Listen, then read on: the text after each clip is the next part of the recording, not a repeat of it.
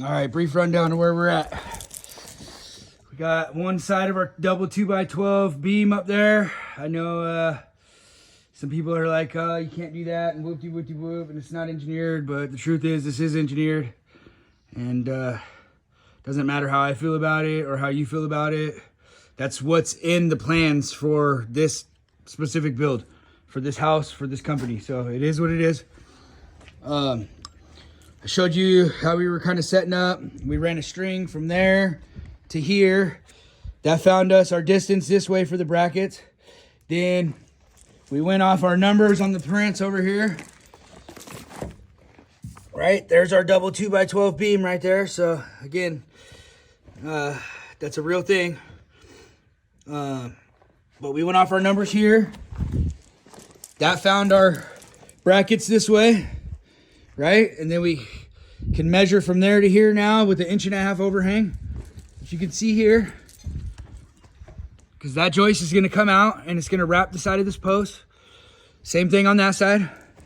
Found our distance this way, and then we cut our 1/2 of our beam dimensional, and we made marks on it. Then we put a helper nail on the back side here at 2 3/4, and we put one up there. And then that just made it easy. There's no guessing. We just push it tight, and it's where it needs to be.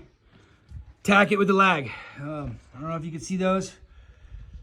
Multiple lags, right? Then we went to this side. We had an 1.5 inch mark. It's on the top side and the back right here, but 1.5 inch. Lock that in. That made us dimensional from here to there and level. Then over here, we just shoved this post over level and dimensional. You can see our mark right here. If there's a tiny bit of indiscrepancy, that's fine.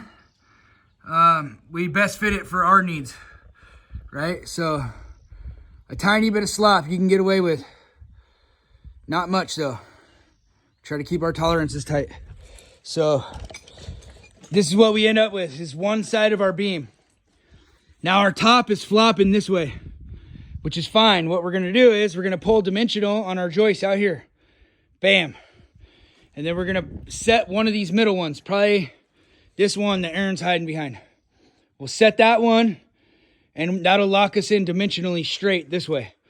Bam, right? Then what we're gonna do is we're gonna pull our layout, and we're gonna start dropping our joist in up there, and we're just gonna run everything long this way.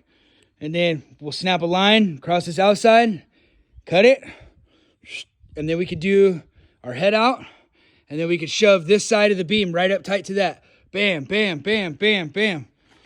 And then that's the majority of our framing, minus the landing right here, which we'll just pull dimensional, same thing. Bam, and then dimensional, bam.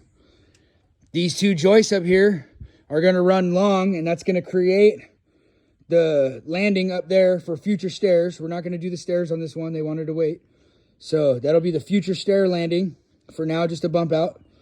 And then we'll run those joists long up there, and then we can just laser right up dimensional. Laser right up dimensional. And that's gonna tell us exactly where our post bottoms need to be. Again, if there's any kind of discrepancy down here, nobody will ever see it. You have a tiny bit of slop that you can play with here. In order to make sure that you're nice and square and clean, regardless of wherever you're picking up from. If you're going off of someone else's work or pads or whatever the case may be, right? So you have to have a little bit of play with what you got going on in order to fudge sometimes your stuff nice and clean and square up top. But that's where we're at so far. And we'll get the rest up here in just a few minutes.